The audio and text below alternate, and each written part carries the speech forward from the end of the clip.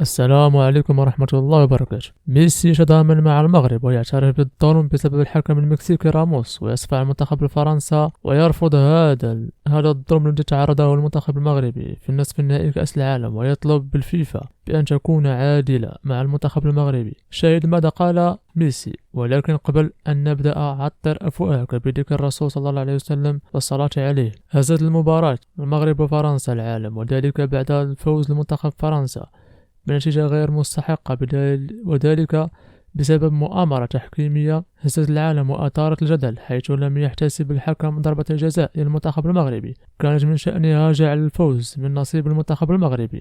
وهز ميسي العالم اليوم بتصريح لقناة الدوري وكأس القطرية، وقال بأن هذه المباراة غير عادلة، وأنا كنت مستعد لمواجهة المنتخب المغربي في النهائي، لأنني أؤمن بقدرة هذا المنتخب، وما حدث صدمني، ولكن ما صدمني أكثر وهو أن المنتخب المغربي أمسي ظالما بسبب الحكم المكسيكي راموس الذي ألغى ضربة جزاء لصالح المغرب. وحسب تجربتي هذا ظلم كبير ويجب ألا يحدث، وأنا أطالب الفيفا بأن تكون عادلة في هذه المباريات، لأنني لن أرضى مواجهة المنتخب ظالم في هذا النهائي، وأريد كأس العالم لهذا العام أن يكون عادل، وكفانا ظلما وانحياز.